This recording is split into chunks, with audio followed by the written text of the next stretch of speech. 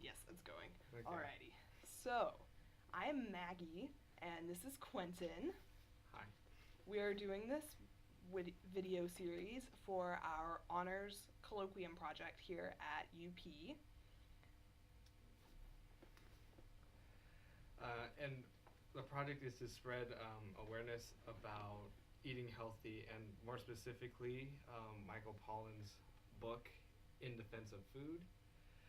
And that's actually what we read in the focus of our colloquium was on. So today we're going to talk about his book, actually. You want to get started? Sure.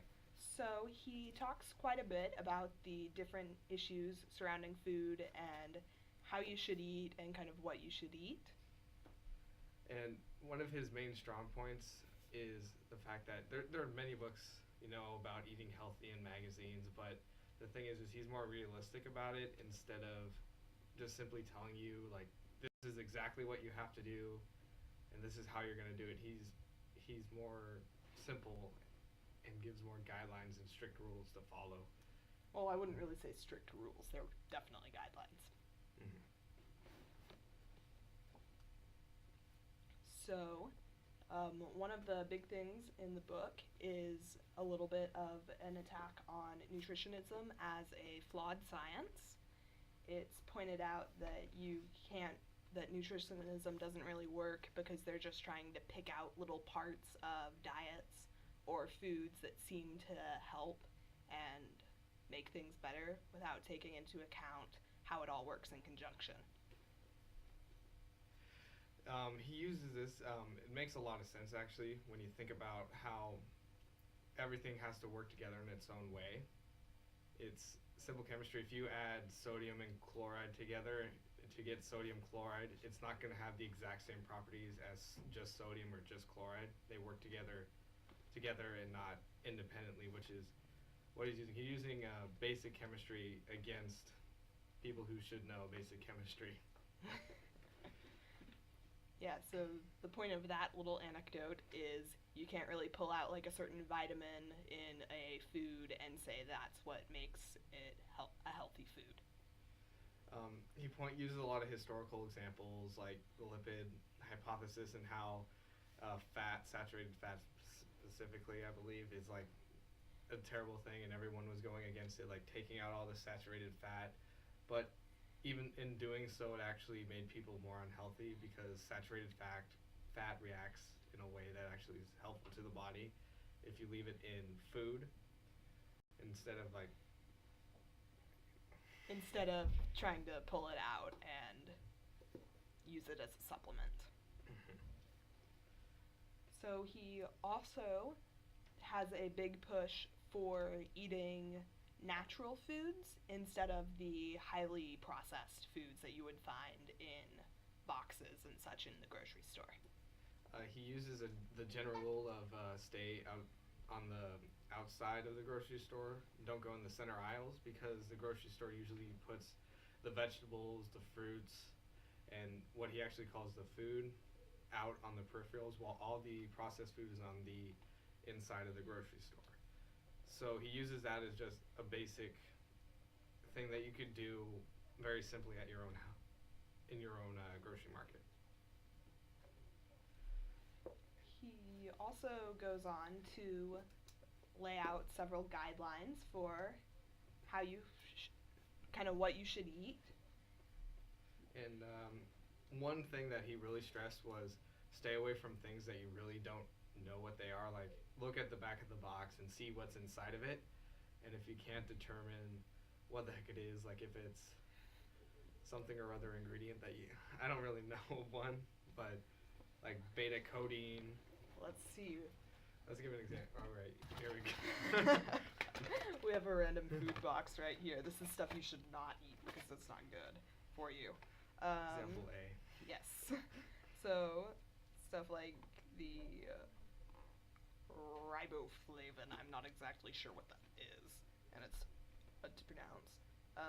Let's see. Sorbic acid. Not sure what that is. I'm pretty sure acid melts everything. So makes me want to stay away from that. Let's see, yeah, and this definitely has more than 5 ingredients in it, which is something Pollen points out as a guideline for picking like which processed foods you could eat. He also uses a more simpler version of the rule, which is if your grandmother wouldn't know what it is, then you shouldn't eat it. It was great grandmother. Great grandmother? Yeah, his great grandmother. Either way, if your older relatives don't know what it is, you shouldn't probably be eating it. And that goes right into his idea of you should eat traditionally, like you should eat cultural foods, like Italians and the Mediterranean diet specifically is a very healthy diet, and you should follow that diet, follow the Greek diet, the Italian diet. He mentions a ton of diets that are just traditional diets that are very healthy. He basically means follow a cultural diet that is not the American diet, because that does not seem to work at all. Yeah. And don't try to take out specific aspects of those diets and apply them to yours, because they probably wouldn't work in conjunction with what you're eating. And that goes right back into his point about nutritionism, how you can't separate the parts from the whole. He also mentions that you should probably adapt the cultural of the Europeans, where you have a glass of wine at dinner. It tends to Of course, if you're old enough. If you're old enough. And one very important rule that he says, I believe more than once, to stay away from high fructose corn syrup. Like, that is really bad for you in very simple terms. And then there are also several guidelines on kind of how to eat, like eating in groups, at a table, and all sorts of stuff like that.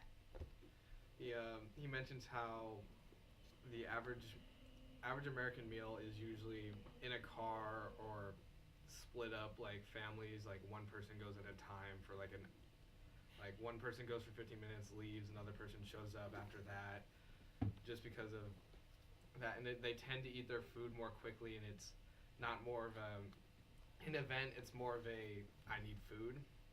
And so we suggest making it a family event, making dinner a family thing where you all sit down and talk about your day and enjoy some food.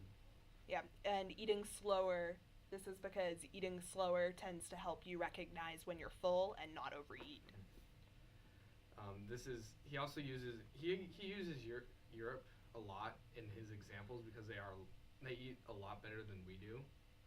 They always eat more traditionally. They eat more traditionally. They eat slower. They usually eat as a family.